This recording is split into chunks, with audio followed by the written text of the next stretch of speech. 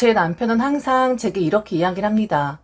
엄마가 말만 그렇게 하지 절대로 마음은 그렇지 않다고 말이죠.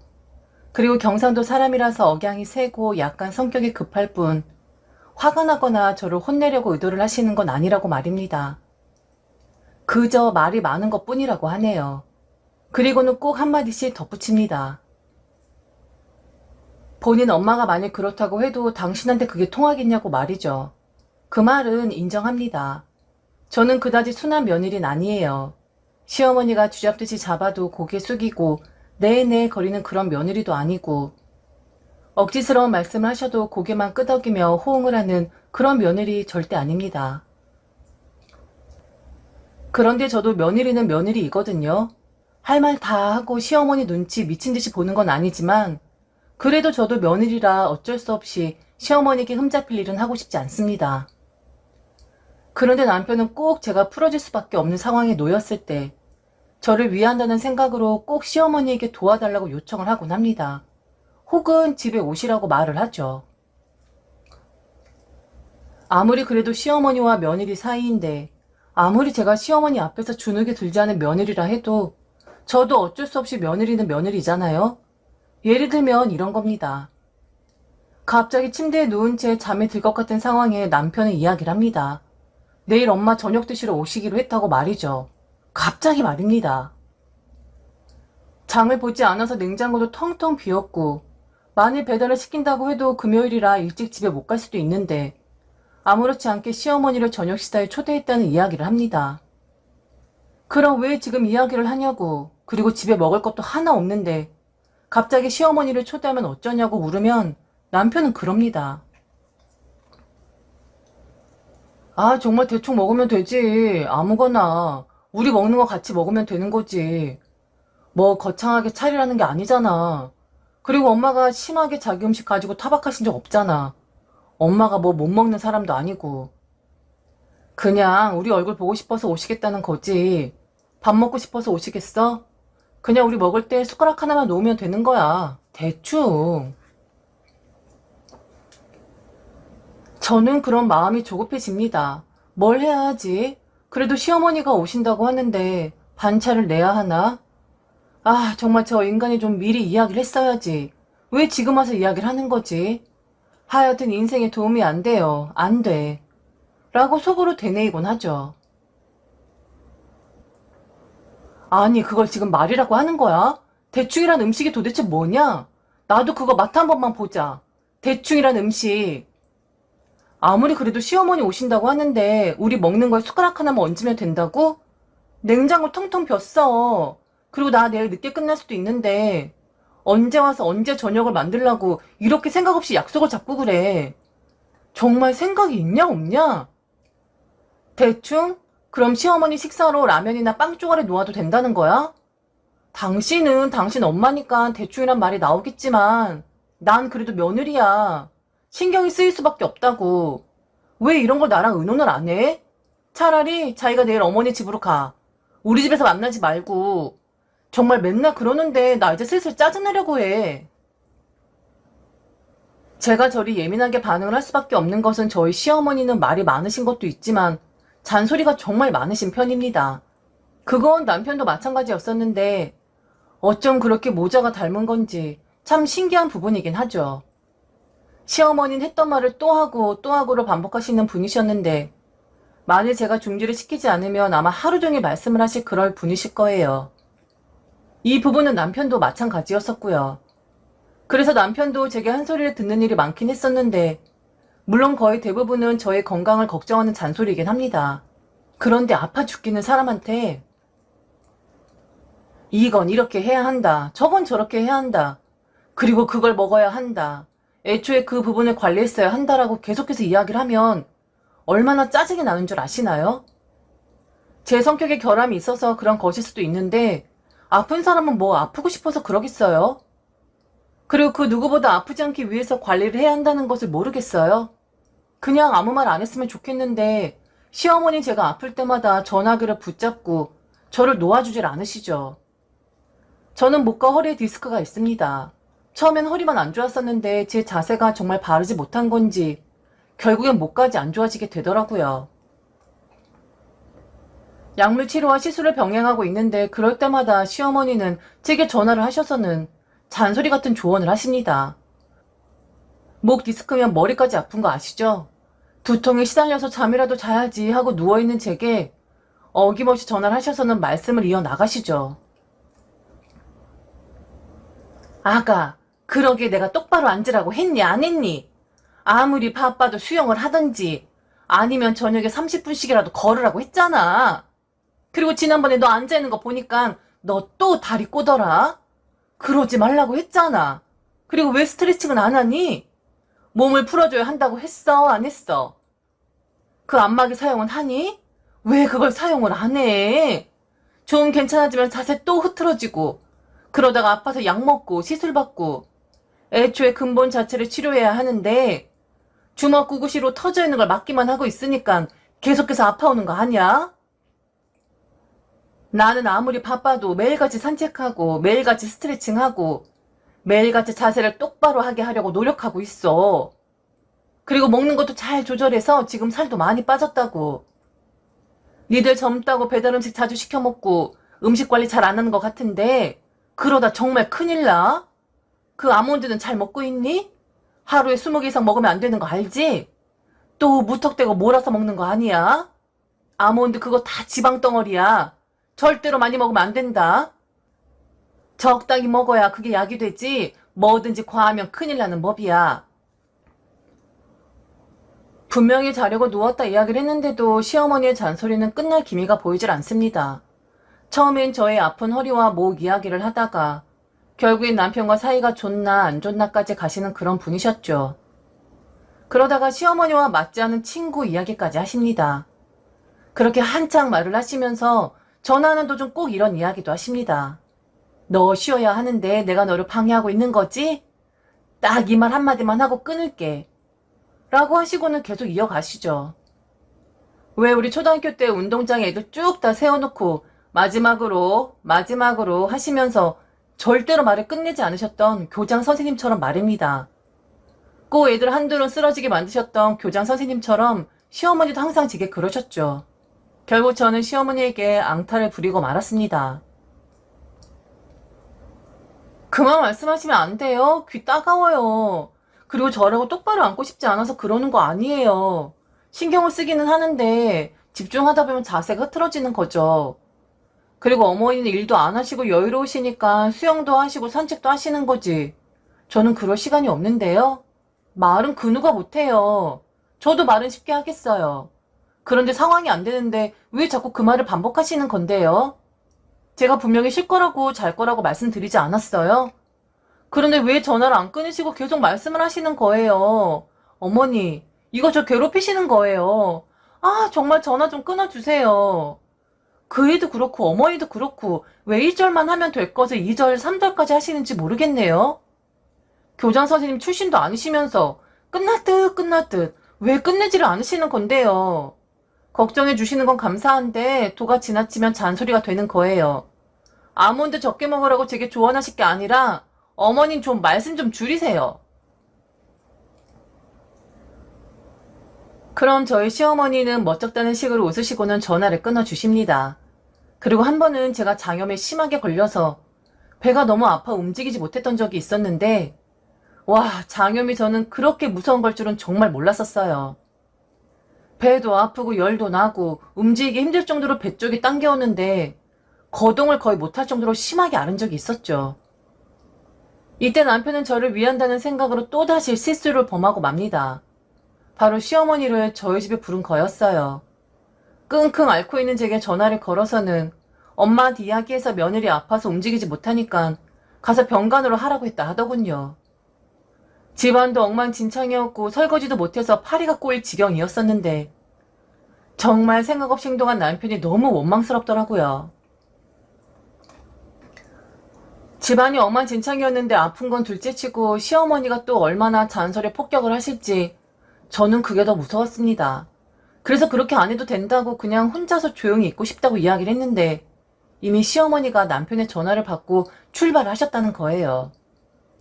그러면서 본인 엄마가 좀 말이 많긴 하지만 며느리 걱정되어서 죽까지 사들고 가시는 양반인데 너무 박하게 굴지 말라 하더군요. 그리고 아픈 거 아는데 청소 좀 안 했다고 뭐라 하시겠냐고. 그럴 분은 아니니까 걱정 말라 했습니다. 그렇게 눈치 없는 분은 아니라고 말이죠. 그리고 같은 여잔데 뭘 그렇게 까다롭게 구냐고 그 말까지 하더라고요. 이렇게 아들들은 본인 엄마들을 모릅니다. 그러면서 집안 깨끗한데 뭘 그리 걱정을 하냐고. 엄마한테 비번도 알려줬으니 일어날 필요도 없고 저보고는 침대에 가만히 누워서 오늘은 시어머니 한번 부려 먹어보라고 허풍을 다 떨더군요. 그런데 솔직히 며느리 입장에서 그럴 수 있나요? 집안 완전 개판인데 아프다는 이유로 그냥 놔둘 수 있냔 말입니다. 만일 저희 친정 부모님이었으면 뭐가 널브러져 있던 말던 그냥 누워있을 거예요. 그런데 시어머니잖아요. 그리고 저는 며느리잖아요. 그래서 결국 저는 아픈 배를 부여잡고 청소를 하기 시작했습니다. 설거지도 하고 빨랫거리들도 다 분류해서 넣어놓고 거실 바닥도 청소기를 밀고 환기를 시키고 아파 죽겠는데 쓸데없이 시어머니는 불러가지고 왜 정상이지도 않은 사람을 괴롭히는 건지 남편이 정말 야속했었습니다. 그리고 아무리 이야기를 해도 알아먹질 못하니까 꼭 역지사지의 기분을 느끼게 해주겠노라 혼자 다짐을 했었죠. 그날도 역시나 시어머니는 처음엔 걱정을 하셨지만 결국엔 잔소리로 변하고 말았습니다. 제가 딱 한 곳을 놓쳤더라고요. 청소를 했었어야 했는데 정신이 없다 보니 저도 놓치고 만 것이었죠. 그곳은 바로 화장실이었습니다. 사실 화장실 청소 당번은 남편이었어요. 남편과 제가 신혼일 때 정말 크게 싸운 일이 있었는데 바로 화장실 사용 방법이었습니다. 남자들은 서서 볼일을 보잖아요. 뚜껑을 열고. 그런데 조준을 제대로 못해서 어린애처럼 사방팔방에 다 튀어놓은 거예요. 한 번은 손으로 뚜껑을 잡았다가 정말 토악질을 할 뻔했었습니다. 아무리 내 남편이라고 해도 불순물인데 더러울 수밖에 없는 거잖아요. 그래서 앉아서 볼일을 봐라. 이건 같이 사는 이성을 위한 에티켓이 아니다. 라고 말을 해도 남편은 제 말을 듣지 않았습니다. 마지막 남자의 자존심이라나요? 여기저기 막 튀기게끔 볼일을 보는 게 남자의 자존심이라니 참 어이가 없었습니다. 결국 남편은 뜻을 굽히지 않았고 저녁에 샤워를 할 때마다 화장실 청소를 하고 나오는 것으로 합의를 봤었는데 그런데도 남편은 약속을 제대로 지키진 않았었죠. 일주일에 한 번씩 몰아서 화장실 청소를 했었는데 하필 집에 오신 시어머니가 화장실을 사용하신 뒤 잔소리 폭격이 시작이 된 것이었어요. 아픈 며느리를 위해서 오신 본인 엄마니까 부려먹으라고? 정말 이 정도로 아들들은 본인 엄마들을 모르는 것일까요? 제가 시어머니 딸이 아닌데 저는 며느리인데 정말 시어머니가 저를 위해서 하루 종일 저를 배려하면서 간호만 하실 거라 생각을 했었던 것일까요? 어머! 화장실에서 도대체 무슨 냄새가 나는 거야? 어머, 얘! 화장실에서 찌링내가지고 진동을 한다. 화장실 청소 언제 했었니? 아니, 그렇게 깔끔 떤다고 우리 아들이 그러던데. 너 화장실 청소 안 하니? 이게 도대체 뭐야? 아우, 정말 더러워. 왜, 이건 뭐야? 이 변기에 묻어있는 이건, 어머, 미쳐버리겠네, 정말. 여기 세균이 득실득실하네. 아주 그냥 화장실에서 세균이 둥둥 떠다녀. 이런 곳에서 볼일을 보고 양치를 하고 씻으니까 장염에 걸리지. 이렇게 더러운데 병이 안 걸리고 버틸 수 있겠어? 또다시 일장 연설을 늘어놓으십니다. 정말 사람 미치게 만들 정도로 말이죠. 말할 힘도 없는데 시어머니는 말을 끊을 생각을 안 하십니다. 더럽다. 이러니까 병에 걸리는 거다. 화장실 청결이 얼마나 중요한데 이걸 이렇게 방치를 하냐. 와, 정말 머리가 빙빙 돌고 귀가 먹어버릴 정도로 그것도 큰 소리로 이야기를 하십니다. 그래서 힘없는 목소리로 거기는 남편 담당이에요. 남편이 그렇게 해놓은 거예요. 이렇게 말을 해도 제 말이 들리지 않으시는지 계속해서 호들갑을 떠시며 잔소리를 하시죠. 결국 저는 폭발하고 말았습니다. 어머니, 그거 어머니 잘난 아들이 남자의 상징이라고 서서 오줌 싸 갈기는 바람에 그렇게 냄새 나는 거예요. 그리고 사람이 게으른지 아니면 저와의 약속을 무슨 개똥으로 아는지 하루에 한 번씩 청소하기로 했던 걸 미루고 있는 거고요. 어머니 아들한테 뭐라 하세요. 저한테 따다다닥 쏘아대지 마시고요. 아, 정말 어머니 그만 집에 가세요. 이건 병간호가 아니라 사람 피 말리는 것도 아니고 제가 더 죽을 것만 같거든요. 병가는 필요 없으니까 그냥 집에 가세요. 좀 아플 땐 조용히 혼자 있고 싶다고요. 그날 저녁 저는 남편에게 미친 듯이 쏘아붙였습니다. 그런데도 남편은 제 상황을 이해를 못하는 거예요. 제가 너무 예민해서 별나서 시어머니께 좋은 모습만 보여주려고 하는 것이라고. 그리고 한 귀로 듣고 한 귀로 흘리면 되지. 뭘 그렇게 본인 엄마의 말을 다 마음에 담아두냐고. 이 정도면 먹통인 거죠? 정말 입장을 바꿔봐야 이 인간이 알아차릴 수 있겠구나 싶었습니다. 기회를 엿보고 했는데 좀처럼 그 기회는 오지 않더군요. 그러다가 결국 결혼 1년 만에 제가 출장을 간 사이 남편이 심하게 독감에 걸리고 말았습니다. 풀로는 아니었었기에 저는 이제 드디어 복수를 할 날이 왔구나 싶었어요. 어디 몸 아파 죽겠는데 잔뜩 신경을 써보라고 말이죠. 출장지에서 남편에게 전화를 하니 거의 죽어가더라고요. 언제 오는 것이냐고 얼른 와서 자기 병간을 좀 해달라고 거의 울기 직전으로 말을 했습니다. 안쓰러웠지만 그리고 불쌍했지만 저는 남편을 교육시켜야 했기에 이야기를 했습니다. 자기야, 최대한 빨리 갈 거야. 많이 아프지? 밥도 제대로 못 먹었을 텐데. 이럴 땐 내가 옆에 있어줘야 하는데. 왜 하필 내가 없을 때. 우리 남편 불쌍해서 어쩌니? 그래서 말인데, 내가 우리 아빠한테 부탁했어. 가서 사위 병간을 좀 해달라고.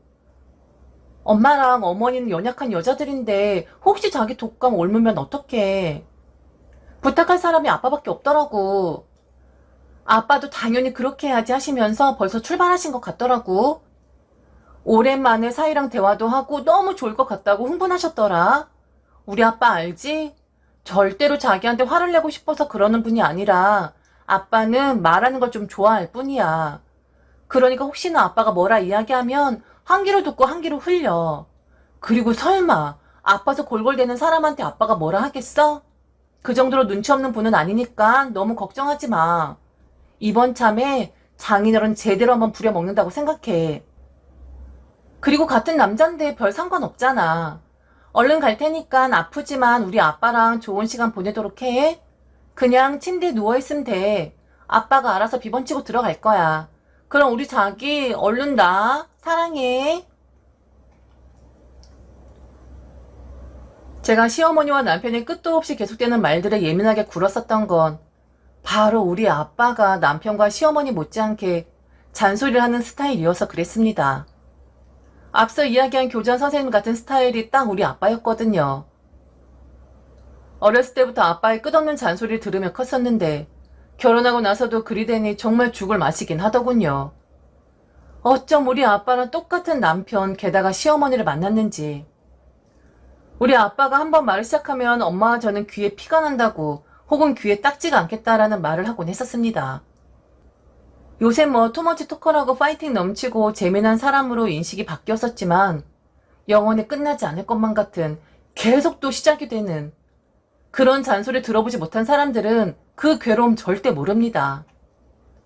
하다못해 저는 아빠의 잔소리를 듣다가 잠이 든 적도 있었거든요. 아빠와 남편 둘만 있었던 그날 자세히 어떤 일이 있었는진 잘 모릅니다. 하지만 만만치 않은 우리 아빠에게 거의 질려버린 남편은 제가 아파도 절대 시어머니를 부르지 않습니다. 그리고 제가 요청을 하기 전까지는 자기 멋대로 행동을 하진 않아요. 남편이 나중에 우리 아빠를 가지고 한 말이 있는데 그 말을 듣고는 임자 제대로 만났었구나 라는 생각을 했었습니다. 내 두 귀가 떨어져 나가서 밖으로 도망을 치려고 하는 것 같더라고. 와, 내 귀인데 내 두 귀가 내 마음대로 되질 않더라. 마치 나와 분리를 시키려고 하는 느낌? 장인어른 체력 정말 좋으시더라. 말씀을 멈추질 않으셔. 오디오가 쉬질 않아.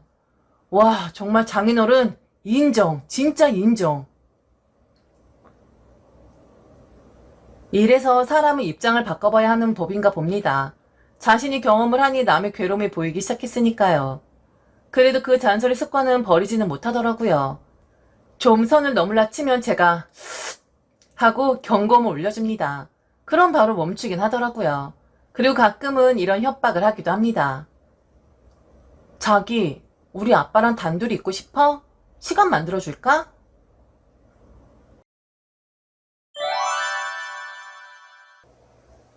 제 집에서는 딸이고 미래에 결혼을 하고 나면 시댁에서는 며느리의 입장을 가지게 될 사람입니다. 그래서 저는 같은 입장이었기에 새언니를 이해해 보려고 노력을 했었어요. 새언니 입장이 되어서 서운할 만하겠다. 그리고 우리 부모님이 너무하신다 라는 생각이 들만도 하겠다 라고 말이죠. 하지만 한편으로는 꼭 그렇게까지 말을 했었어야 했나 라는 생각도 듭니다. 그리고 너무 욕심이 많은 건 아닌가 라는 생각도 들었고요. 바로 저희 부모님 재산 때문에 일이 일어났는데 한 번도 보지 못했던 새언니 모습을 보니 저도 혼란스럽긴 하네요. 오빠와 결혼한 지 거의 10년 차가 다 되어가는 동안에 그렇게 새언니가 흥분하고 억울해하는 모습은 처음 보았습니다.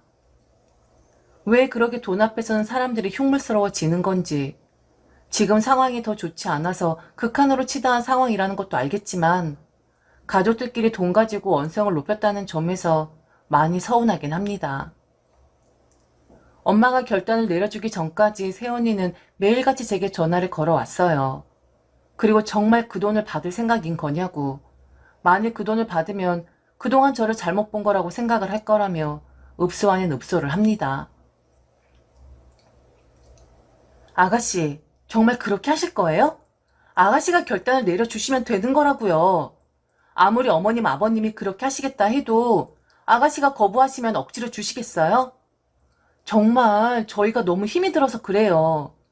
제가 너무 속물 같다고 하셔도 상관없어요. 네, 저 속물 맞아요. 그런데 저희 사정이 정말 좋질 않아요. 지금 오빠는 회사에서 돈 한 푼 못 가져오고 있는 상황이고 애들은 지금 집에 있지만 곧 다시 등교도 하고 학원도 다녀야 하는데 정말 저희가 돈 들어갈 곳이 한두 군데가 아니거든요. 그에 반해 아가씨는 힘들지 않잖아요. 결혼을 한 것도 아니고 직장도 탄탄하고 애들이 있는 것도 아니고 혼자 살면서 그 정도 돈 필요하지 않잖아요. 정말 마지막이에요. 더 이상은 어머님 아버님한테 손 벌리지 않을 테니까 아가씨가 이야기를 좀 잘 해주셔서 저희한테 그 돈을 좀 지원해 달라고 어머님 아버님 좀 설득해 주세요. 저희가 지금 너무 절박해서 그래요. 지금 모든 사람들이 다 힘들지만 특히나 저희는 지금 너무 힘든 그런 상황이라고요. 차라리 저희 부부를 보는 게 아니라 아가씨, 조카들을 좀 봐주세요. 애들이 너무 불쌍하잖아요. 네? 아가씨. 새언니의 상황을 이해 못하는 건 아니지만 저희 부모님은 매우 강경하셨습니다. 왜냐면 그동안 오빠 부부가 결혼을 한 뒤에 집에다가 경제적인 지원을 많이 요청을 했었거든요. 부모님에게 돈을 융통해가 사업을 했고 다행히 그 사업이 잘 돼서 부모님에게 융통해간 돈을 갚아가긴 했었습니다. 그런데 오빠네 부부는 본인들의 삶의 질을 높이기 위해서 조금 무리하게 살림살이를 키웠는데 결론적으로는 그게 화가 되긴 했습니다. 그땐 잘 되었으니까, 그리고 그 사업이 영원히 잘 될 것이라 생각을 했으니까 충분히 감당을 할 수 있을 것이라 생각을 했겠죠. 그런데 사업이 조금씩 기울게 되면서 겨우 월급만 가져올 수 있는 정도만 되었고 결국 오빠네 부부는 사업차 융통해간 돈을 다 갚기도 전에 또다시 부모님에게 도움을 요청할 수밖에 없었습니다. 그래도 부모님은 오빠니까 그리고 아들이니까 부모로서 지원을 아끼지 않으셨는데 어느샌가 오빠네 부부는 부모님 생각에 당신들의 지원을 너무 당연하게 생각을 하는 건 아닌가 라는 의구심을 들게 했다 하더군요. 아마도 부모님은 그 점을 괘씸하게 생각을 하시게 된 것 같았습니다. 저도 계속해서 달라 했고 언제까지 다시 되돌려 주겠다라는 약속을 단 한 번도 지켜주지 않았으니까요. 부모님이 제게 주신다는 돈은 현금으로 1억입니다. 왜 그렇게 큰 돈을 제게 주려고 하시냐 했더니 엄마는 아버지의 뜻이 그렇다고 했습니다. 이 돈 가지고 있어봤자 또다시 네 오빠네가 홀라당 가져갈 거야. 아휴, 도대체 걔들은 일을 어떻게 하길래 맨날 죽는 소리만 한다니. 그래서 아버지가 이 돈 있어봤자 또 와서 우는 소리 하면 내줄 것 같다고 그냥 너한테 주고 싶다고 하더라. 나중에 걔들한테 다 뺏기고 나서 너 결혼할 때 돈 한 푼도 남아있지 않을 것 같다고 말이지. 대신 지금 네가 살고 있는 그 집은 오빠 명의로 해줄 생각이야. 너한테 너무 미안하지만 그래도 어쩌겠니. 오빠인데. 하지만 절대로 이 이야기는 하지 마라. 그럼 그것도 또 정신 못 차리고 그 집에만 의지하고 흥청망청 되면 어쩌니? 애들 씀씀이가 도대체 얼마나 크길래 왜 그렇게 돈이 부족하다고 하는 건지. 덜 벌면 좀 줄일 생각을 해야지. 왜 그 생각은 못하고 맨날 힘들다고 말만 하는 건지.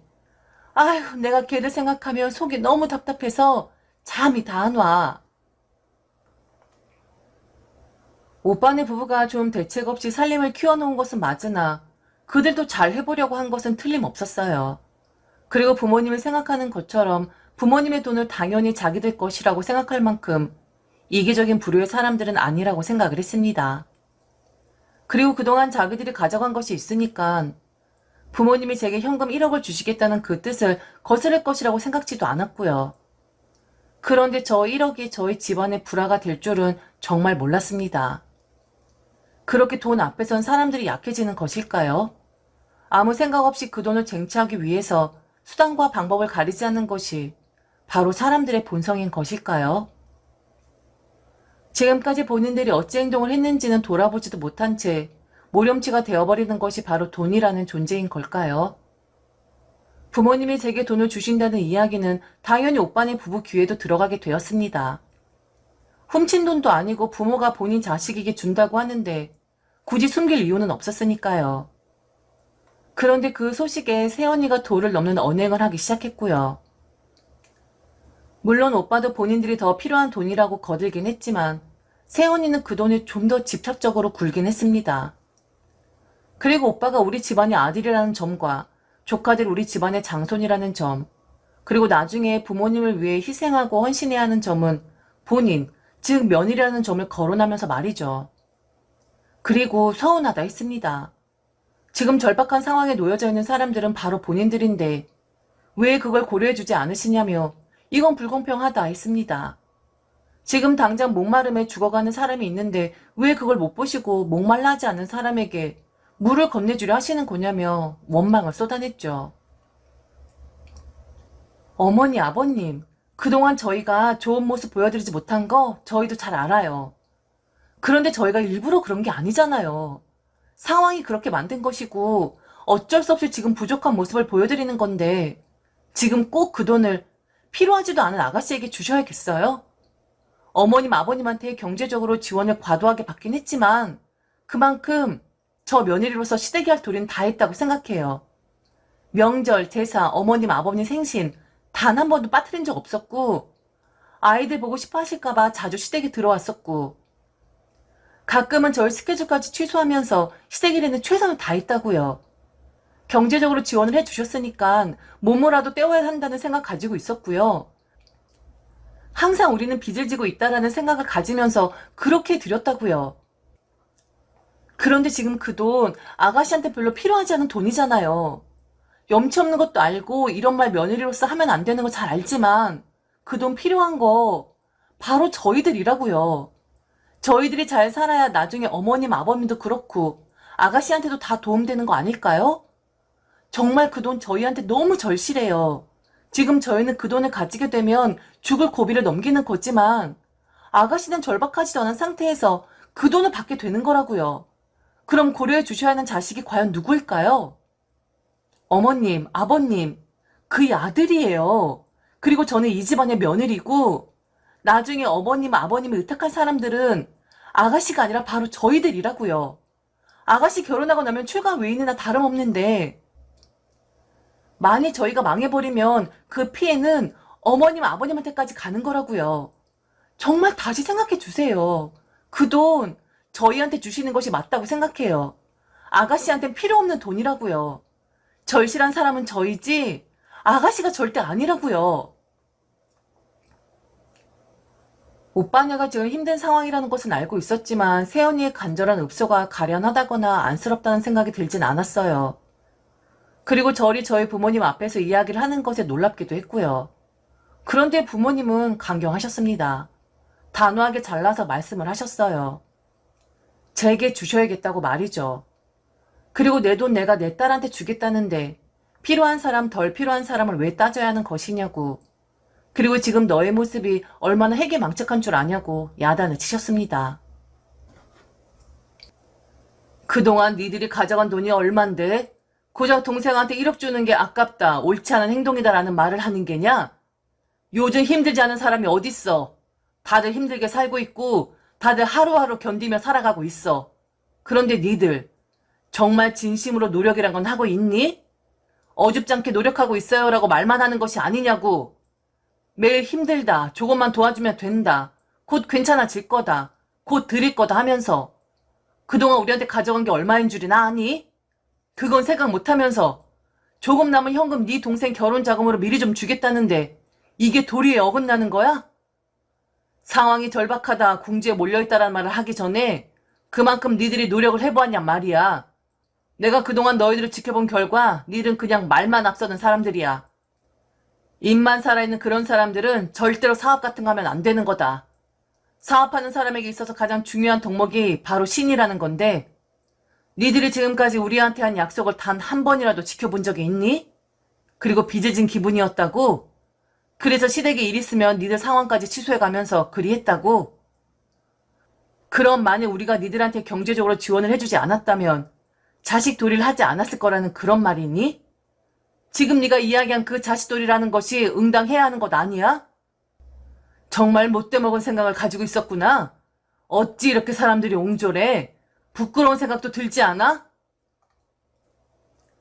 아버지 엄한 말투에 오빠 부부는 그 자리에선 더 이상 말하지 않았지만 엄마와 제게 끊임없이 회유를 하기 시작했습니다. 새언님 마치 돈에 미친 사람 같아 보일 지경이었죠.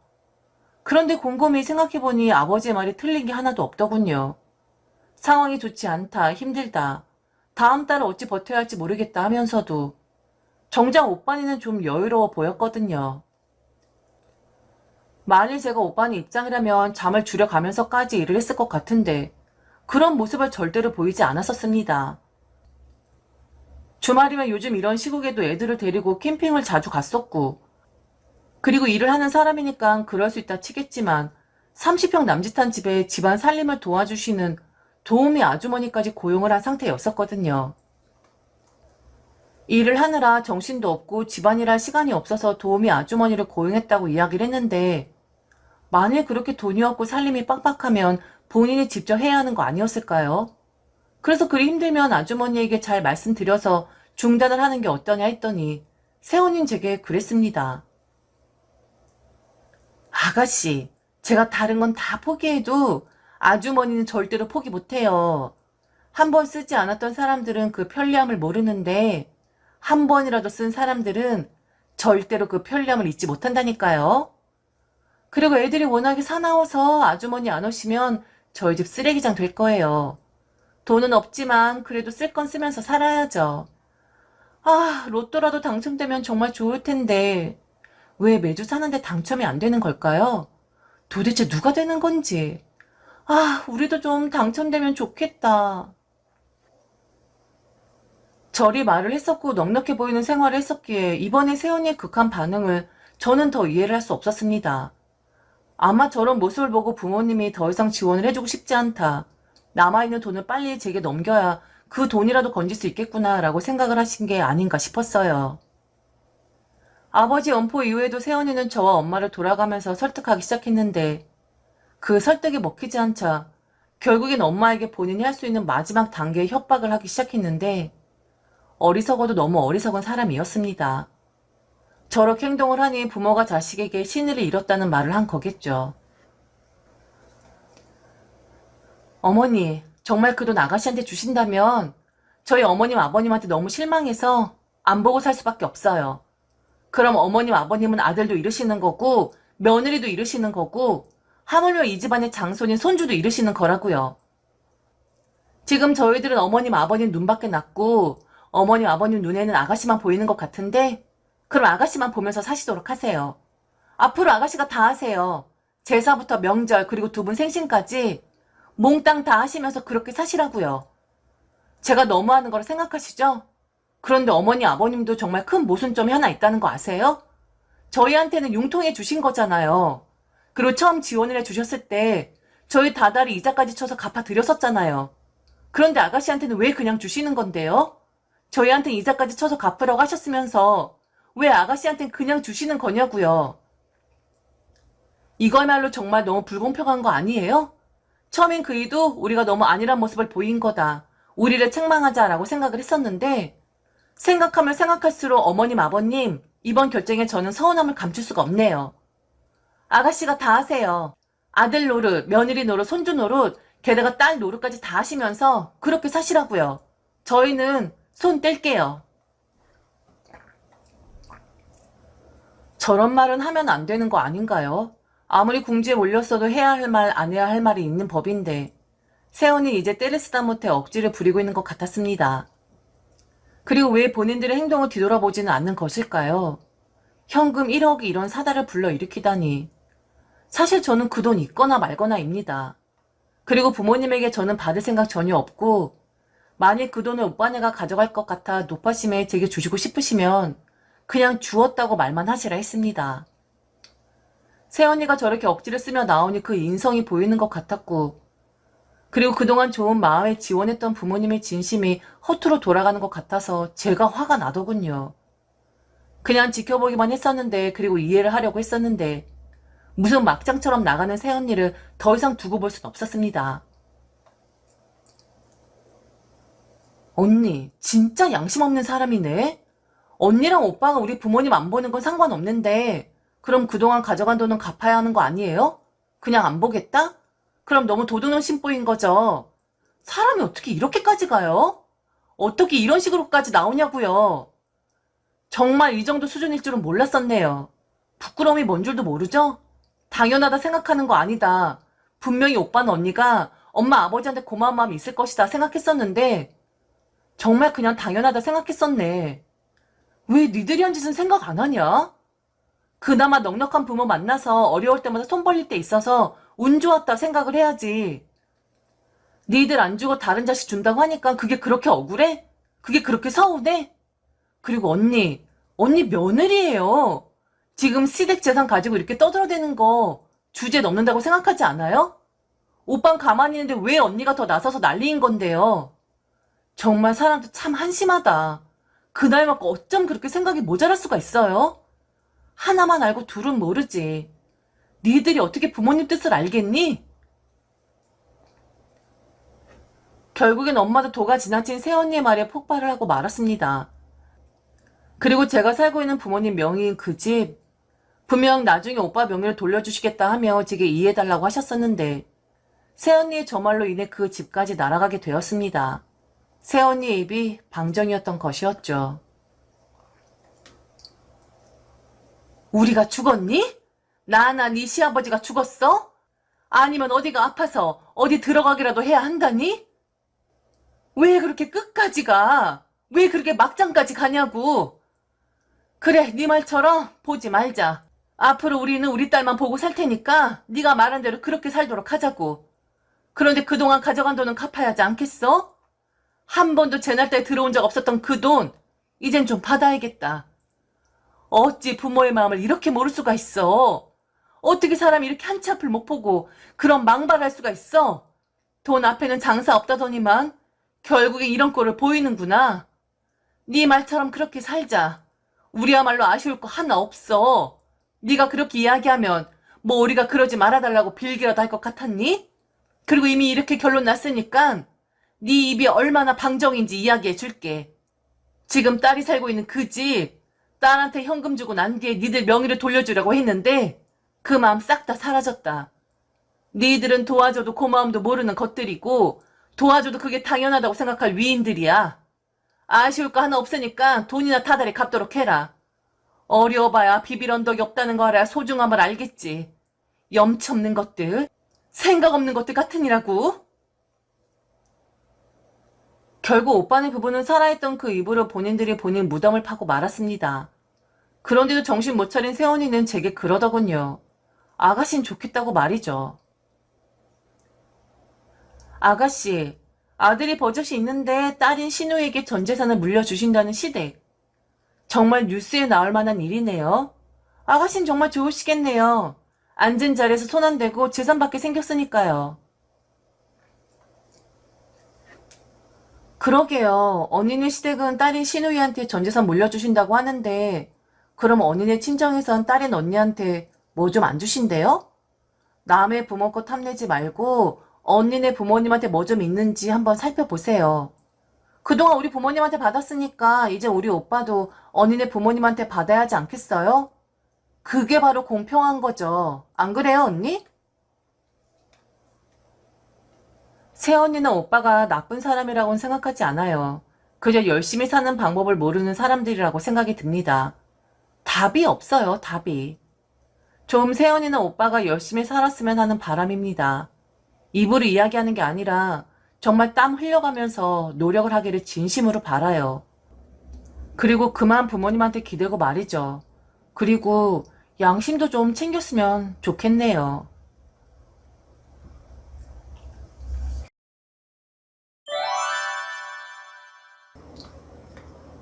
저는 30대 중반의 여자입니다. 결혼한 지는 1년이 갓 지났어요.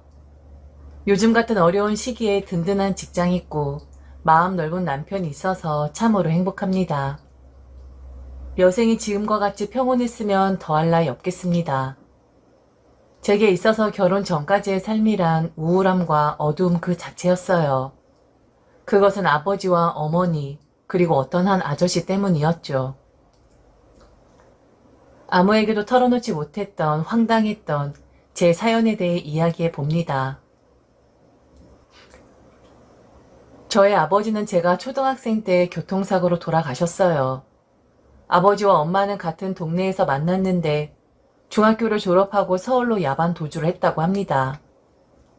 그 이유에 대해서는 엄마가 말해주지 않아서 자세히 모르겠는데 아버지네 집이랑 엄마네 집이랑 논밭을 두고 많이 싸웠다고 했습니다. 좁은 시골에서 할아버지들끼리 주먹질도 했고 할머니들끼리는 머리끄덩이를 잡고 뒹굴기도 했다고 하더라고요. 그런 상황에서 엄마가 아버지를 따라 야반도주를 했으니 외가 입장에선 엄마가 모질이에 배은망덕한 사람이었고 그래서 인연을 끊다시피 했습니다. 그렇게 십수년이 흘렀고 아버지가 갑작스럽게 사고로 떠났음에도 외가 식구들은 장례식장에도 찾아오지도 않았었죠. 다만 장례식 때 친가 할아버지 할머니가 오셔서는 오열하며 아버지가 돌아가신 것이 다 엄마 때문이라고 심한 막말을 했습니다. 엄마는 상복을 입은 채 할머니에게 맞고만 있었고요.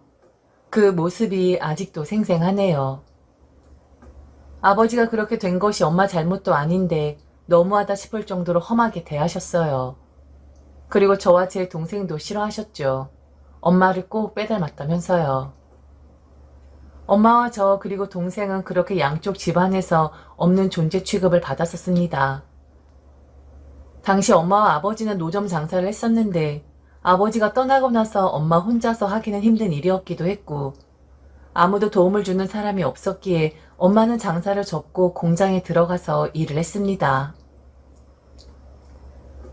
그러다가 아버지가 돌아가신 지 몇 달 되지 않았을 때 웬 아저씨가 찾아와서 엄마에게 아버지가 빌려간 돈을 갚으라면서 집을 쑥대밭으로 만들었죠. 몇 날 며칠을 찾아와서 행패를 부렸던 것 같습니다. 엄만 이래서 갚겠다며 울며 불며 매달렸고 그 아저씨는 엄마의 말을 어떻게 믿냐면서 당장 돈을 갚지 않으면 엄마와 저희 자매를 팔아버리겠다는 무서운 말도 서슴지 않았었습니다. 요것들 봐라. 남의 돈 빌려가서 잘 써놓고 돈 빌려간 사람 죽었다는 핑계로 입을 싹 닦으려고 그래? 싸그리 섬이라도 팔려고 해야 정신을 차리지. 내가 사람이 좋으니까 이 정도지. 다른 사람들 같았으면 아줌마랑 딸내미들은 진즉에 쥐도새도 모르게 외딴 섬에 팔려갔어. 그거 알기나 해? 그러니 잠만 말고 법원에서 서류 하나 날라오거든 잘 받아둬. 내가 빌려준 돈에 대해서 갚아야 한다는 서류인데 받고 나서 그냥 가만히 있으면 돼. 거기 이자가 얼마고 이런 거 있을 텐데 그런 거 신경 쓰지 말고 매달 1에서 1장씩 갚도록 해. 알았어? 이 정도면 많이 봐준 거야. 내 성격 알지? 허튼 짓 하지 마. 그랬다간 알지? 엄마나 저희 자매나 겁에 질려서 벌벌 떨기만 했을 뿐 아무런 대꾸조차 할 수 없었죠. 그때 저는 초등학생 4학년이었고 동생은 2학년밖에 안 되었었기에 그 아저씨가 소리 지르고 물건 던지고 하는 것이 무서웠을 뿐 채무가 뭐고 법원 서류가 뭐고 그런 것을 알 턱이 없었습니다. 나중에 커서 그날 그 아저씨가 말했던 법원 서류라는 것을 보고 경악을 금치 못했었습니다. 거긴 1,000만 원 정도의 원금과 이자를 엄마와 저 그리고 동생이 갚아야 한다고 나와 있었어요. 저와 동생은 미성년자이니 법정 대리인으로 엄마가 모든 결정을 한다고 나와 있었고요. 엄마는 배움이 짧은 사람이었기에 법원 서류가 말하는 것을 제대로 이해하지도 못했었고 돈 빌린 것도 맞고 그것을 갚지 못한 것도 맞기 때문에 법원에 찾아갈 엄두를 내지 못했었습니다. 그래서 엄마는 그때부터 돈을 갚기 시작했죠. 사실 그 아저씨는 시장에서 일수를 놓는 사람이었습니다. 엄마 아버지는 상경한 이후로 이 장사 저 장사 하면서 먹고 살았는데 아버지가 돌아가시기 1년 전부터 시장 입구 쪽에 자리를 마련해서 좌파들을 팔고 있었는데 그때 일수 아저씨로부터 돈을 빌린 것이었습니다. 장사해서 매일매일 갚기로 하고 말이죠.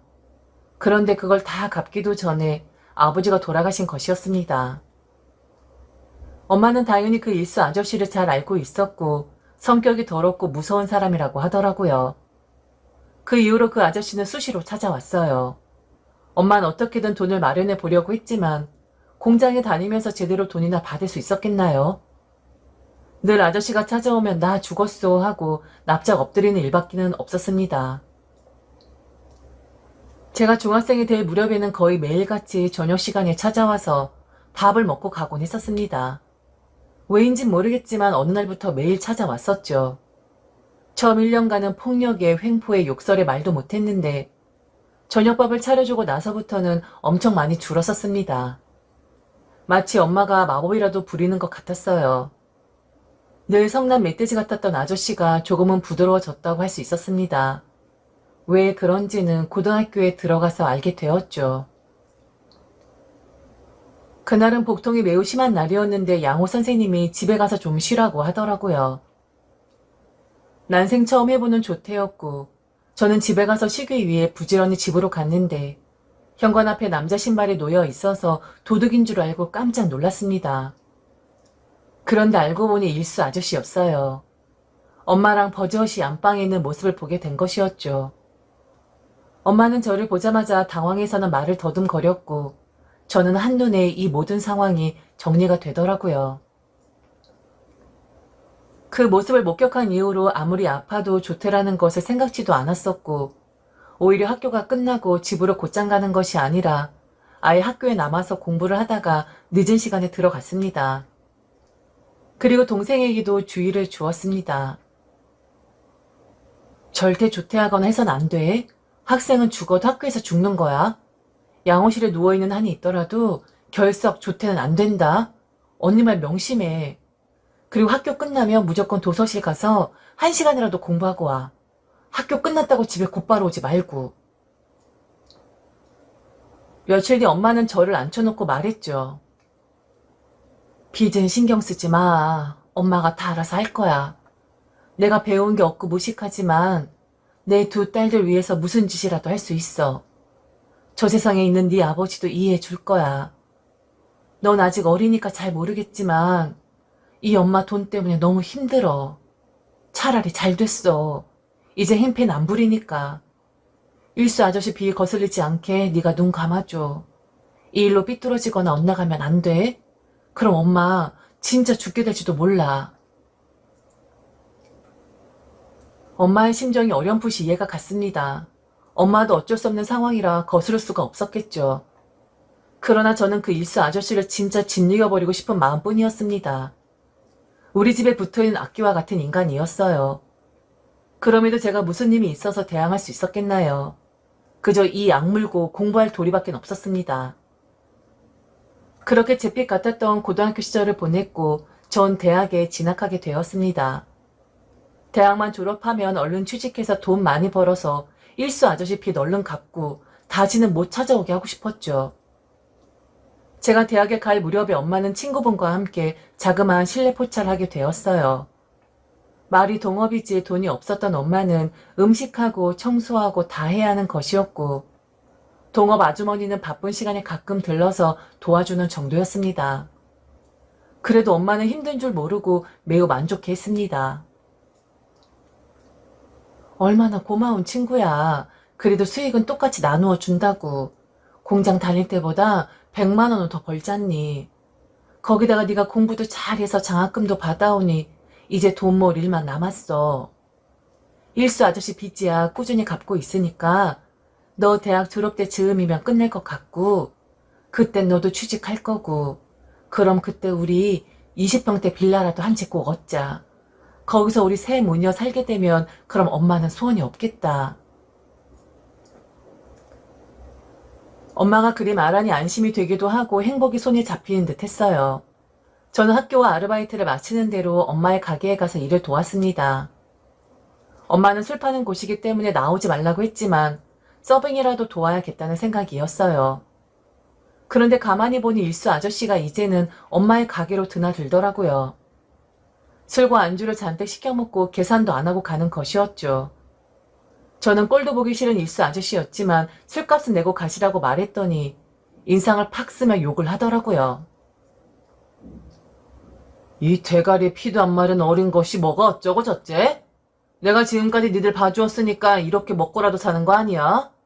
내 술값은 이자값도 안 돼, 알아? 어디서 건방지게 나한테 이래라 저래라야? 내가 집에 가면 너만한 자식이 있어. 내가 나타나기 싫다면 돈을 빨리 갚던가. 거지 발사계 같은 것들이 자존심만 살아가지고 말세다 말세. 엄마는 안절부절했고 저는 아저씨에게 도대체 얼마나 남은 거냐고 따져 물었습니다. 제가 기억하기로는 엄마가 10년 정도 빚 갚은 걸로 아는데 이제 거의 끝난 거 아니에요? 도대체 얼마길래 아직까지 저희를 못 살게 구는 거냐고요. 제가 대출을 받든 알바를 더 하든 해서 갚아드릴 테니까 말해봐요. 아저씨는 되게 양양하게 역겨운 표정을 하면서 빈정댔습니다. 10년간 이자도 못 갚았어 이거사. 3천만 원도 더 남았어. 알아? 네가 몸이라도 굴려서 갚아봐라 어디. 나도 돈 좀 받아보자. 어이가 없었습니다. 제가 알기로는 1,000만 원 남짓으로 알고 있었고 그건 엄마가 계속해서 돈을 갚고 있었는데 아직도 갚아야 할 돈이 3천만 원이 넘다니요. 전 엄마에게 우리 모르게 또 돈을 빌려느냐고 물어봤는데 그런 적은 없다고 했습니다. 엄마가 아저씨에게 여러 번 물었을 때 아저씨는 법대로 하는 것이라면서 엄마가 갚는 돈은 법정 이자라고만 했다더군요. 엄마가 판결문이라고 받은 서류에는 원금이 1,300만 원인데 지연 이자가 연 2할 오픈이었습니다. 엄마는 원금을 갚는다고 생각했었고 일수 아저씨는 엄마가 갚는 돈을 이자라고 셈했던 것이었죠. 억울하기 그지 없었습니다. 그리고 아무리 배운 것이 없어도 세상 물정을 그렇게 모를 수가 있나 싶은 엄마도 미웠죠. 일수 아저씨 손에 그간 노란한 것도 모자라서 앞으로도 영원히 빼앗기기만 할 것 같았어요.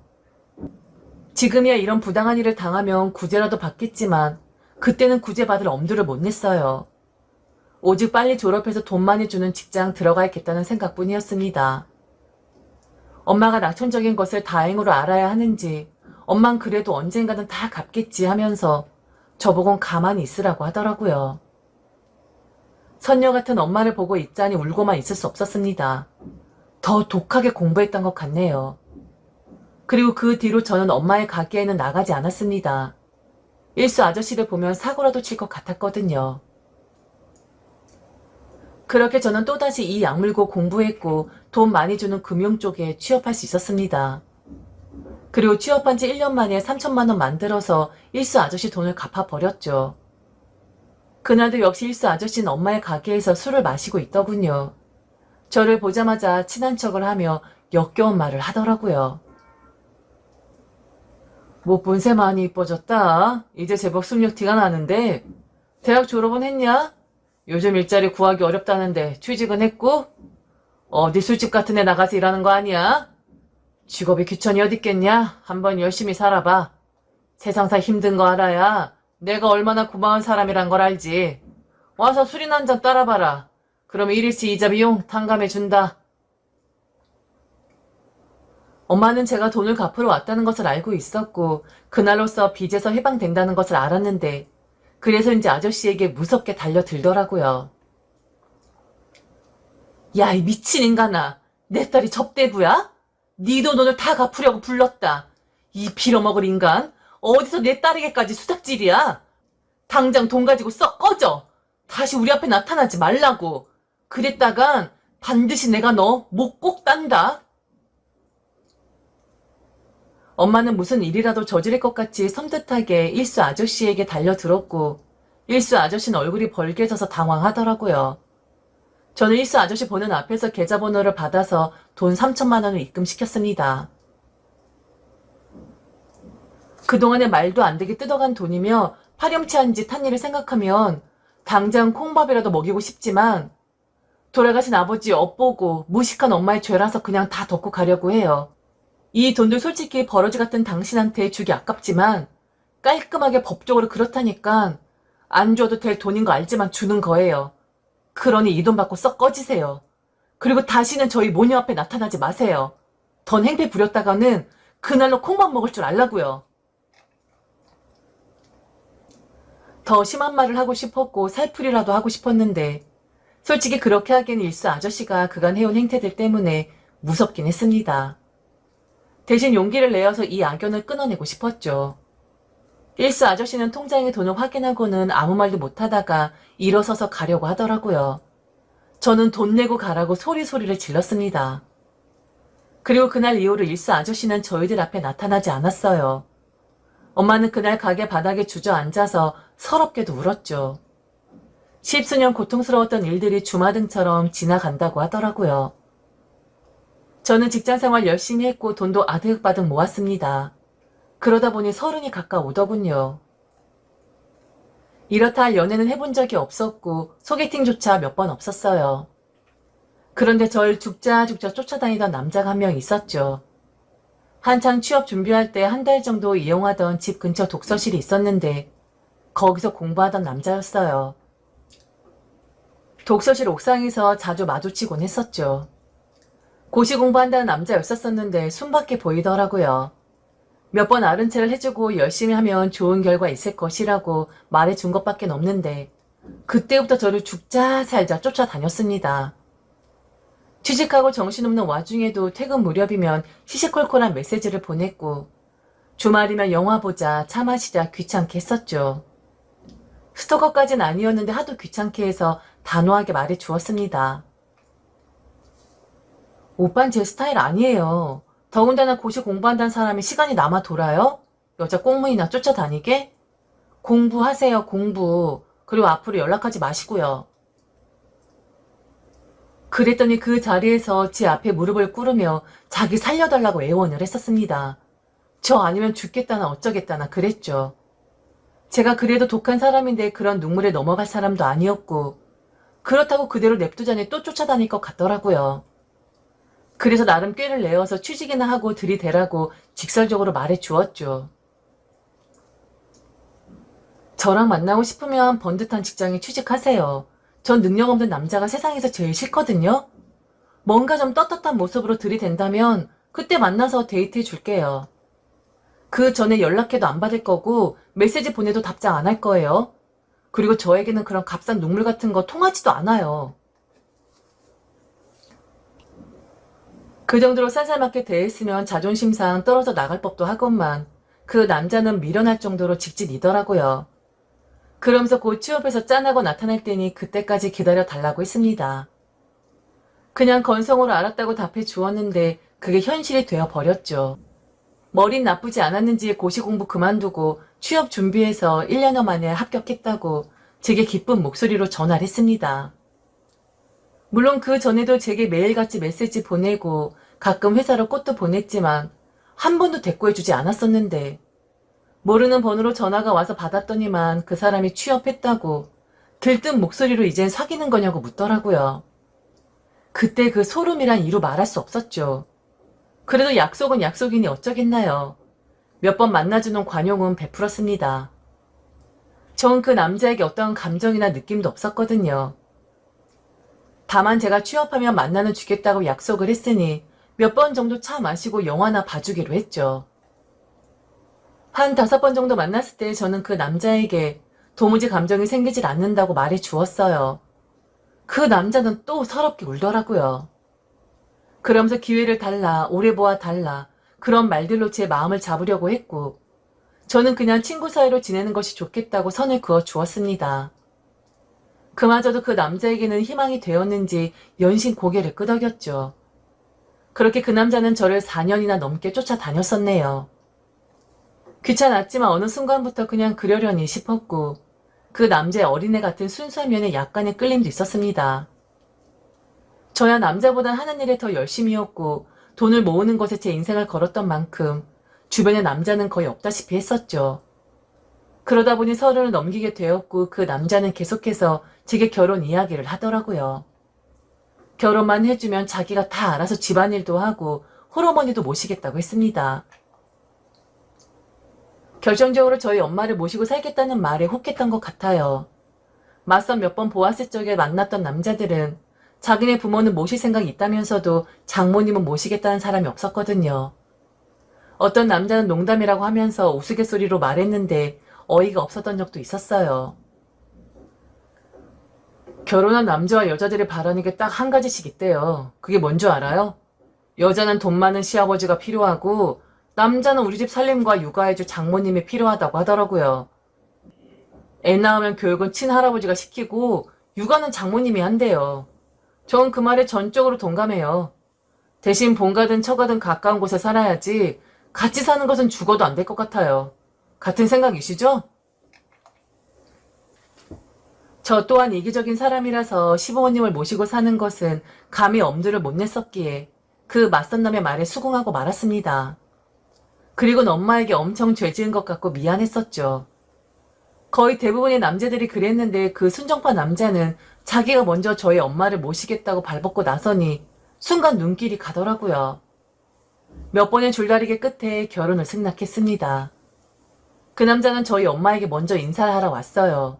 선물도 한아름 들고서 말이죠. 전 속으로 그래 이 정도로 우리 집에 잘해주기만 하면 그까짓 결혼이 뭐 대수인가? 비록 내가 좋아하는 남자는 아닐지라도 날 이렇게나 끔찍이 좋아해 주는데 한번 같이 살아나 보자 하는 생각이 들었습니다. 엄마도 순하고 어린아이 같은 그 남자를 마음에 들어하는 눈치였어요. 엄마는 그 남자에게 부모님은 어떤 분들이냐고 물었습니다. 빈말이 아니라 어머니는 자유로우시고 아버지는 되게 가정적이시고 헌신적이세요. 두 분이 싸우는 모습을 전 본 적이 한 번도 없습니다. 아버지가 약주를 좀 좋아하시는 편이시긴 한데 한 번도 실수하신 적 없고요. 가족들 끔찍이 생각하시는 분이에요. 제가 아버지 닮았다는 소리 많이 들어요. 아마 결혼해서도 따님이 시집살이 당하거나 힘든 일은 하늘에 맹세코 없을 겁니다. 믿어주세요. 엄마와 저는 흡족해 했고 정말 그러기를 바랐죠. 이윽고 그의 부모님을 찾아뵙는 날이 되었습니다. 긴장이란 것은 모르고 살았었는데 상당히 긴장되고 걱정스럽기까지 하더라고요. 그런데 그 남자의 집에 당도해서 현관에 들어서자마자 그냥 바로 주저앉고 말았습니다. 그 남자의 아버지는 일수 아저씨였던 것이었죠. 일수 아저씨도 놀라서 어쩌지 못하더라고요. 남자와 그의 어머니도 왜 그런 것이냐면서 부산을 떨었고요. 저는 당장 그 집을 나왔는데 일수 아저씨가 따라 나오더니 저의 손목을 낚아채더라고요. 그러면서 다급하게 말했어요. 이것도 인연이면 인연인데 이렇게 가면 어떻게 하냐. 우선 우리들 사이의 이야기는 나중에 하고 애 엄마가 정성스럽게 밥 차려 놓았어. 먹고 가. 그리고 우리 차차 해결해 보자. 부탁이야. 지금 애 엄마가 좀 아파. 그런데 이번에 아들 녀석이 결혼한 여자 데리고 온다니까 며칠 전부터 아픈 몸 이끌고 장보고 그랬다고. 제발 부탁이다. 우리 사정 좀 봐줘라. 일수 아저씨 목소리만 들어도 온몸에 소름이 돋았는데 애절한 목소리로 말하니 헛구역질이 나더라고요. 저는 손을 뿌리치고 돌아섰습니다. 당신이 양심 있는 인간이야? 이 무슨 말도 안 되는 일이냐고요. 난 당신 얼굴만 봐도 목소리만 들어도 소름이 돋아. 이쯤에서 내가 아무 말 안 하고 가는 걸 다행인 줄 알아요. 당신의 그동안의 만행을 확 다 불어버리는 수가 있어요. 그렇게 그 뒤서 나왔고 그 남자는 제게 매달리다시피 하며 왜 그런 거냐고 몇 날 며칠을 찾아왔죠. 그러다가 제가 대꾸도 안 하자 기어 회사를까지 찾아와서 절 만나게 해달라고 소란을 피웠습니다. 창피한 것은 둘째치고 알려줘야겠다는 생각에 만나서 그간의 사정에 대해 솔직하게 말해 주었습니다. 그리곤 다시는 보지 말자고 말했어요.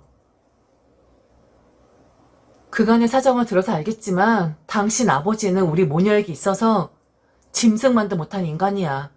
그런데 결혼을 하자고? 미치지 않고서야 그럴 수 없지. 지금이야 당신이 아버지와 인연을 끊겠네 어쩌네 해도 난 믿을 수도 없고 사실 말이 나와서 말이지. 원수의 집안과 결혼할 만큼 내가 당신을 좋아하지도 않아. 그래 당신 아버지에 가서 따지든지 말든지 하고 다시 나 찾아오지 마. 오늘이 마지막이야. 다음부턴 경찰에 스토커로 신고할 거야. 그 정도로 말했으면 그만둘 줄 알았는데 무슨 소심줄인지 끈질기게 또다시 절 쫓아다니기에 그럴 때마다 경찰에 스토커 신고했습니다. 그러기를 몇 번 이었었는데 어느 날 집 앞에 일수 아저씨가 서 있더라고요. 일수 아저씨는 절 보자마자 이야기 좀 하자 하더군요. 너 때문에 우리 아들이랑 애 엄마가 다 죽게 생겼다. 도대체 왜 그리 모질게 그래? 내가 예전에 너희 모녀에게 섭섭하게 한 거 있으면 다 갚아줄게. 돈 주겠다고 돈.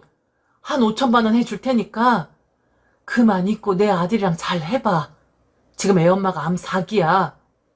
여기서 충격받으면 죽는다고. 네가 죽이는 거야 네가.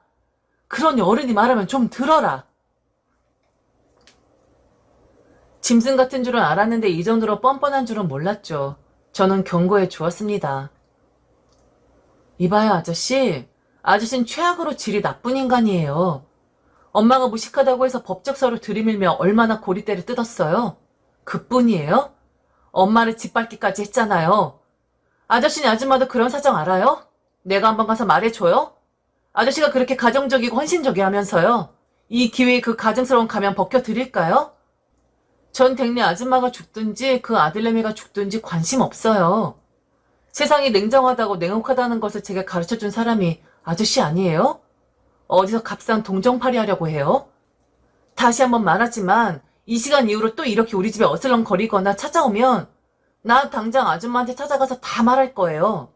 그리고 당신 콩밥도 먹일 거고요. 그러니 허튼 소리 말고 집에 나가서 수습이나 해요. 마지막 배려예요. 그리고 이게 가능하다라고 생각을 해요? 제가 생각해도 마음 넓게 썼던 것 같습니다. 그 기회를 이용해서 그 집 자체를 쑥대밭을 만들고 싶었는데 더 이상의 악연은 만들고 싶지 않은 심정이었죠. 엄마에게는 성격 차이로 헤어졌다고 했어요. 괜히 엄마까지 알아서 예전에 악몽 같았던 기억을 떠올리게 하고 싶지 않았거든요. 그렇게 일단락 되는 듯 싶었는데 결국 의지가 약했던 그 남자는 제가 뭐라고 스스로 자기 몸을 해쳤고 그 집 아줌마는 병세가 악화되어 돌아가셨더군요. 그 남자는 일수 아저씨를 원망하면서 수차례 응급실을 들락거릴 정도로 스스로를 해했다고 하더라고요. 일수 아저씨가 저를 찾아와서 무릎을 꿇고 애원할 때 말해 주었습니다. 나랑 우리 아들 좀 살려줘. 네 탓 안 할게. 다 내가 저지른 죄업이라고 생각할 테니까 우리 아들은 죄가 없잖니. 결혼만 해줘라. 내가 한몫 챙겨서 줄 테니까 우리 아들 좀 살려줘. 저러다 진짜 죽어. 내가 무릎 꿇고 부탁할게. 그리고 니들 앞에는 절대로 나타나지도 않을게.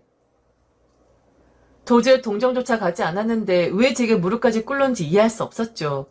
차분하게 말해줬어요. 더 이상 화를 낼 것도 없더라고요. 나는 당신네들에게 더 이상 아무런 관심조차 없어요. 지난번 말했죠. 당신 아들이나 아줌마의 생사 따위는 제게는 중요하지 않다고요. 이 모든 것을 제가 그렇게 만들었나요? 아니잖아요. 왜 자꾸 제 탓을 하는 거예요? 저한테 잘못이 있다면 법적으로 하세요. 법적으로. 아저씨 법적으로 하는 거 좋아하잖아요. 정신줄 놓지 말고 사세요. 세상 만만한 곳 아니에요. 그리고 다른 사람들 가슴에 대목 박지 말고 사시고요. 진짜 악연이네요. 이제 그만 제 인생에서 꺼져주세요. 그 뒤로 그들 보자의 소식은 듣지 못했고 듣고 싶지도 않았습니다. 저는 모았던 돈과 대출을 땡겨서 엄마와 여동생을 데리고 깨끗한 동네로 이사를 했죠. 그리고 좋은 남자 소개받아서 몇 개월 지나지 않아 결혼됐습니다. 하도 최악의 남자를 만나서 그런가요? 이 남자다 싶으니까 바로 결혼 결심이 서게 되더라고요. 옛말 틀린 것 하나 없습니다. 사람이 죄짓고 살면 언제고 벌을 받게 된다는 거 말입니다.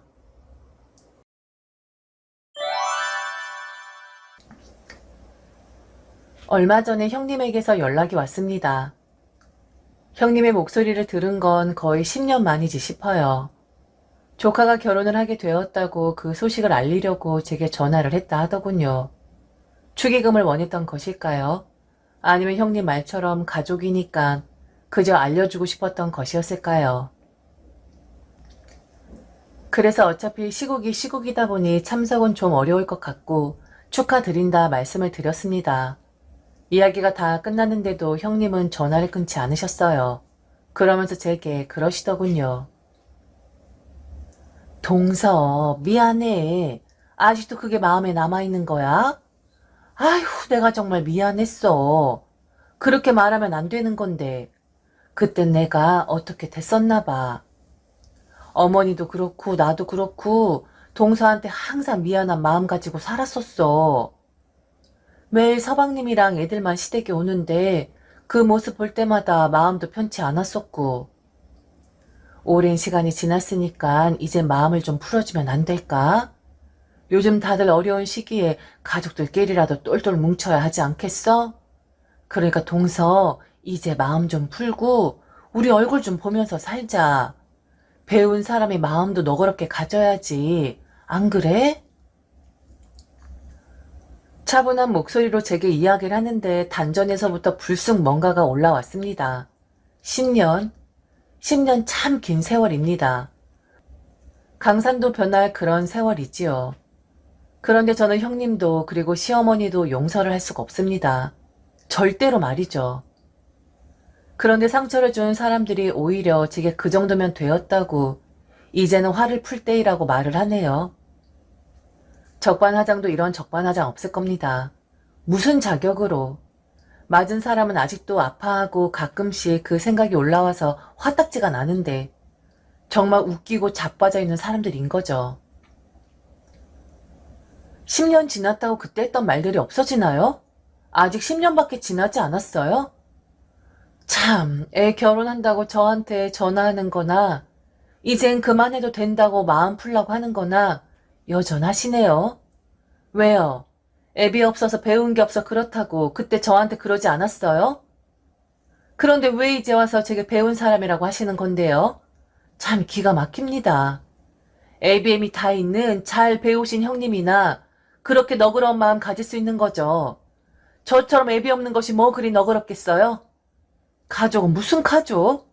가족 같은 소리 제 앞에서 감히 하지 마세요. 그냥 당신들끼리 똘똘 뭉치시고 저는 빼달라고요. 10년 지났다고 어디 어물쩍 넘어가려 하세요? 저는 관심 없으니까 딴 데 가서 알아보세요. 저는 오늘 엄청 못돼 먹은 저희 형님과 그 형님에게 동조를 하고 맞장구를 쳤던 제 시어머니에 대해 이야기를 해볼까 합니다. 형님이 처음부터 저에 대해 자격지심이 있다는 거 저도 잘 알고 있었습니다. 결혼했을 때 저를 비꼬기도 했었고 저를 깔아뭉개려고 형님 노릇을 하기도 했었지만 자격지심이라는 것과 피해의식이라는 것은 어떤 것으로도 치료가 되는 것이 아니기 때문에 저는 형님을 그저 안 되었다고 생각을 했었습니다.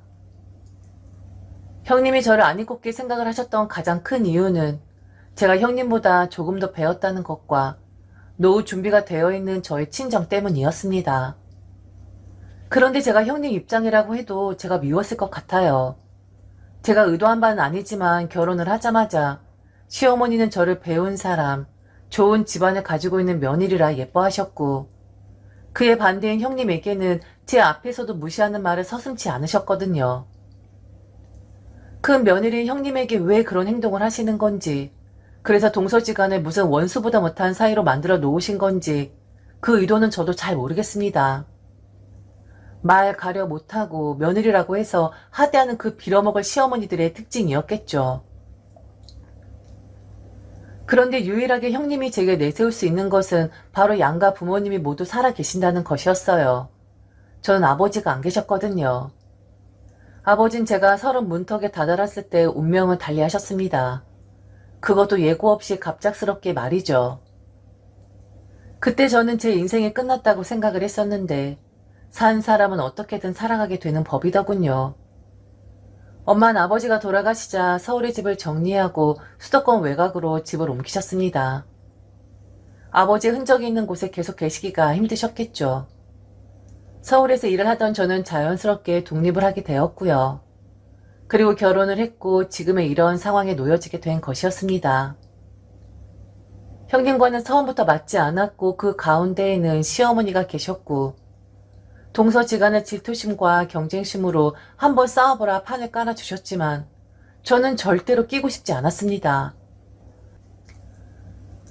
피곤하기도 했고 제가 지고 들어가고 부족하다, 많이 배워야 한다 고개를 숙이는 것이 차라리 편할 것이라고 생각을 했어요. 그게 둘째 며느리의 도리라 생각했고 형님을 생각하는 동서가 응당 취해야 하는 행동이라 생각을 했습니다.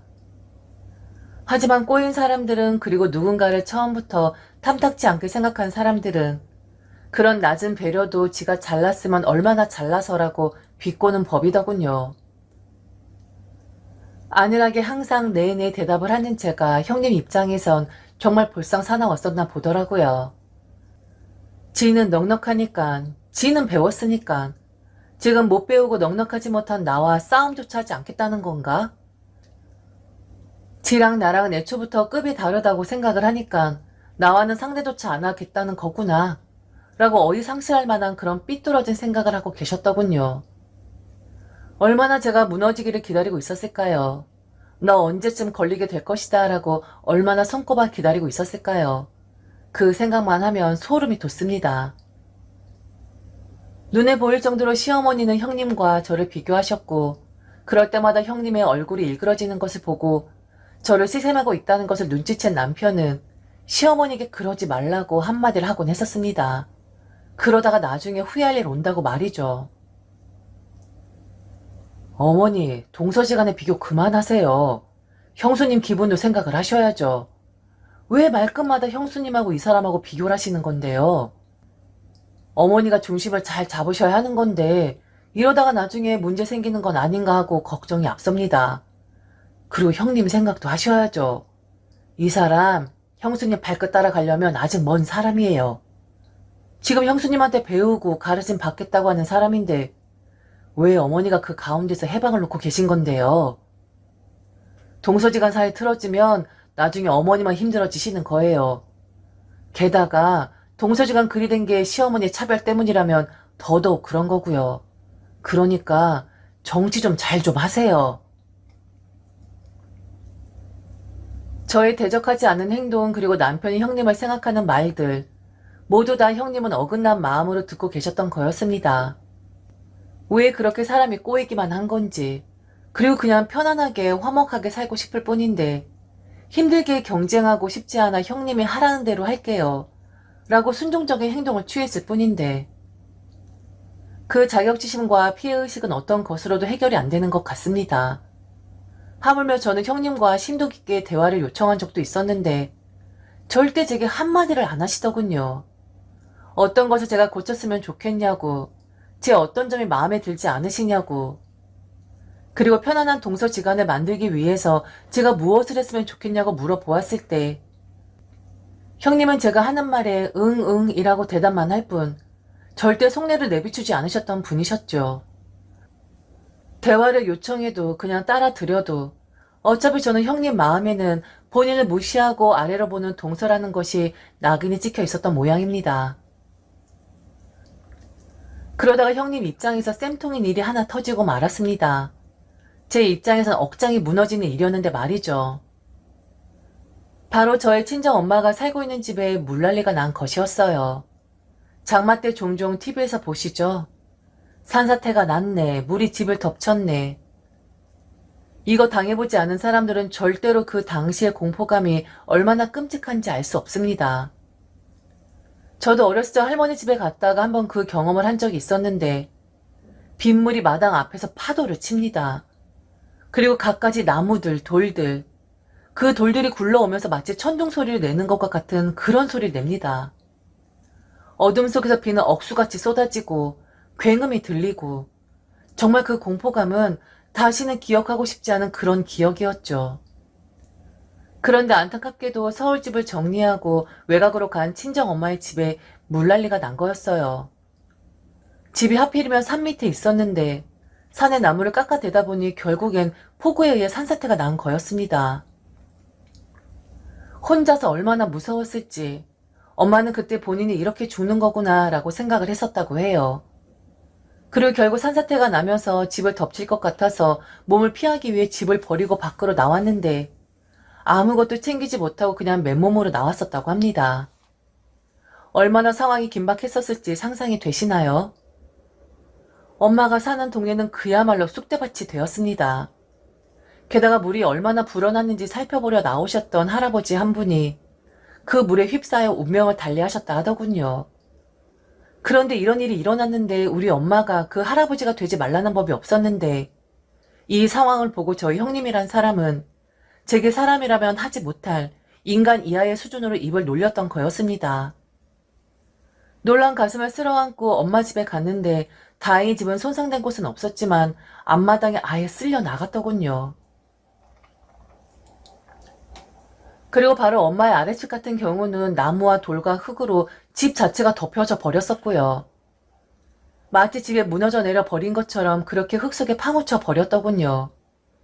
급한 것만 챙겨서 엄마를 저희 집에 모셔왔고 얼마 뒤부터는 복구 작업이 들어간다고 해서 엄마를 다시 친정집에 모셔다 드렸었습니다. 그런데 며칠 후 형님과 시어머니가 저희 집을 찾아오셨더라고요. 형님 손에는 생수와 뭔지 모를 검은 봉지 하나가 들려 있었습니다. 저는 제 친정엄마 소식을 들었을 테니까 걱정이 되어서 오셨나 보다라고 생각을 했는데 기가 막히게도 형님은 그런 게 아니었어요. 상상도 할 수 없는, 그리고 아무리 믿고 아무리 셈이 나도 감히 입 밖으로 꺼낼 수 없는 이야기를 형님은 제 앞에서 하셨거든요.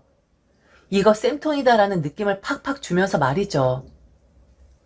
게다가 시어머니란 사람도 형님의 이야기에 맞장구를 치면서 낄낄 웃고 있었고요. 동서, 어머니 집 폭삭 가라앉았다며? 물도 안 나올 텐데 이거 생수랑 그리고 옷까지 몇 개 챙겨가지고 왔으니까 이거 가져다 드려. 아마 자원봉사자들이 구호 물품 같은 거 가져다 줄 테니까 하나도 빼놓지 말고 어머니 챙겨 드리고 라면 같은 거 받으시면 이 물로 끓여 드시라고 내가 챙겨온 거야. 아, 어쩌다가 그런 일을 당하셨대? 사람들이 다들 경치 좋은 곳, 자연과 가까이 있는 곳으로 이런 곳으로 기어 들어가서 자연을 훼손하니까 결국엔 그 화를 당하게 되는 거야. 왜 그런 말도 있잖아. 지구가 화가 났다고. 암튼 이번 일은 천지지변이니까 어쩔 수 없는 일이지만 그나저나 그 집은 어쩐다니? 그거 동선에 아버지 목숨값으로 산 집 아니야? 어머 어머 어머, 완전히 아버지 목숨값 날렸네. 아버지가 이 사실을 아시면 얼마나 속이 상하시겠어? 암튼 동서, 위로의 말을 건네도록 할게. 그런데 역시 집안에는 남자가 있어야 하는 법이야. 남자 없이 그렇게 여자들끼리만 결정하고 하니까 결국 이런 꼴을 당하게 되잖아? 아마 동서 아버님이 살아 계셨다면 그 집 위험하다고 들어가지 말자 하셨을걸? 그냥 자연 경관만 좋으면 뭐하니? 그런 위험도도 판단 못하고. 하여튼 이런 데서 티가 나는 거야. 집안에 아버지가 없으면 이렇게 화를 입는다니까? 여자들만 사는 건 그래서 문제라는 거야. 여러분, 감히 상상이 되시나요? 친정집 물 난리 나서 지금 고생 중인데 저런 말을 하는 사람을 과연 형님이라 칭해야 하는 것이고 그리고 가족이라고 생각을 할 수 있는 것일까요? 그런데 그 다음 말이 더 기가 막혔습니다. 시어머니와 형님이 서로 주고받는 말이었는데 저 폭력적인 사람도 아니고 지금까지 남과 말다툼 한번 해보지 않은 그런 사람이었습니다. 그런데 그날 저는 제 인생에서 처음으로 낯선 저의 본성을 하나 끌어내게 되었죠. 시어머니는 우선 걱정스러운 얼굴로 이야기를 하셨어요. 물이 아직도 안 빠진 거니? 그럼 그 물 어쩌니? 얼른 복구가 되어야 하는데. 그럼 사부인은 복구되는 동안 그냥 그곳에 계셔야 하는 거야? 아니면 혹시 니네 집에 모시고 오는 건 아니지? 그리고 그 집 보험은 들어놓은 거니? 아유, 보험을 들어놓았어야 하는데. 수해 겪어도 보상금도 많이 안 나온다고 하는데. 사부인 쫄딱 망하신 거 아니야? 비 오고 나면 막 전염병도 돈다고 하는데.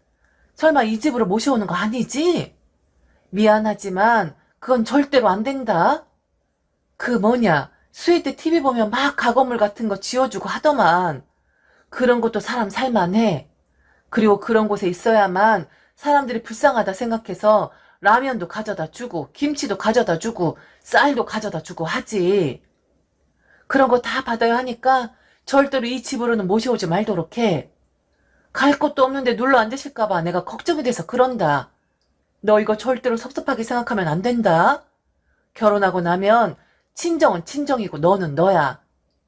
혹시나 니들이 복구되기 전까지 이런저런 사정으로 이 집으로 모셔온다고 할까봐 내가 노파심에 오늘 찾아온 거야.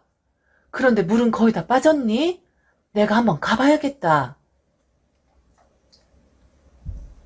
그러자 형님이 얄밉게 다시 이야기를 했습니다. 어머, 어머니, 물 구경 가시게요? 저도 같이 갈래요. 그리고 물이 안 빠졌으면 가서 몸 좀 담그면 되니까 옷도 좀 챙길까요? 그런데 물은 엄청 시원하긴 하겠다. 그거 산에서 내려오는 물이잖아요. 원래 그렇게 물난리 한번 나고 나면 싹 다 쓸어버리고 가버리니까 엄청 깨끗해지는 법이거든요. 그리고 날씨도 좀 보세요. 언제 그렇게 비가 쏟아졌었나 할 정도로 맑은 거. 저도 갈래요. 그 물구경 엄청 재밌다고 하더라고요. 제가 살면서 그런 난리난 물구경 언제도 볼 수 있겠어요? 안 그래요, 어머니? 저도 데리고 가주세요. 저런 상황인데 제가 아무 말 안 하고 있으면 사람도 아니죠. 네, 저 형님 머리채 잡아 뜯었습니다. 미친 거 아니냐고 뭐 이런 게 다 있냐고 흔들어 댔습니다. 자격지심에 피해의식 쩔더니 우리 집 망한 것 같으니까 기분 좋아 온 것이냐고. 너는 사람년도 아니라고 욕했습니다. 그리고 참 시어머니도 그렇습니다. 우리 집으로 모셔올까 봐서 본인 아들 집에 사돈이 몸 맡길까 봐. 그게 걱정이 되어서 저런 속보이는 말을 하다뇨. 정말 쓰레기 그 자체 아닌가요? 이건 뭐 쌍으로 지랄들을 떨고 있으니까 누구한테 더 화를 내야 할지 모르겠네. 어머니, 아들 불편하지 않게 이 집으로 우리 엄마 끌어들일 생각 없으니까 염려 붙들어 매세요. 아휴, 그거 걱정돼서 혹시나 저희 엄마가 이 집에 엉덩이 붙이고 안 뗄까봐 그거 무서워서 이렇게 찾아오신 거예요? 와, 사람들 무섭네 정말. 어쩜 우리 엄마가 다친 곳은 없냐고 단 한 명도 물어보질 않냐? 대단하다, 정말 대단해. 이 집구석에 우리 엄마 안 와요. 그리고 이곳을 올 정도로 피해를 입으신 것도 아니고 마당 조금 쓸렸을 뿐이거든요. 그러니까 걱정하지 마세요. 절대로 이 집구석에 우리 엄마 안 데리고 오니까 걱정 붙들어 매시라고요. 그리고 너란 년은 형님이라고 부를 가치조차 없는 것 같다. 물구경? 몸을 담궈? 생각이라는 게 있는 사람이야? 아버지가 없어서 여자들끼리만 있으니까 이런 화를 입은 거라고?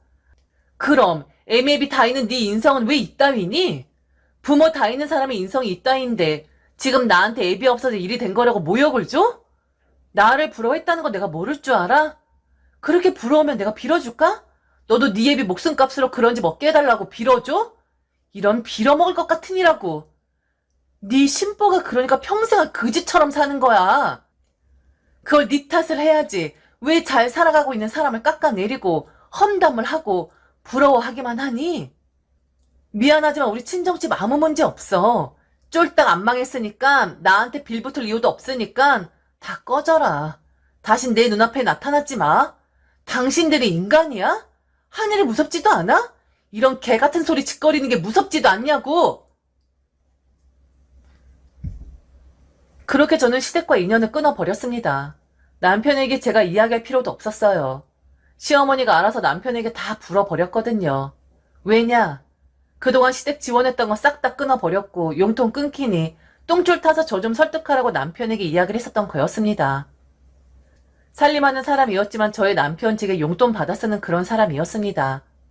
경제권 다 제가 가지고 있었기에 그 거지 같은 소리를 내뱉은 시댁에 지원할 이유 없었고, 만일 남편이 그런 사실을 알고도 시댁을 지원하라 하면 남편과도 살지 않겠다고 생각을 했었거든요.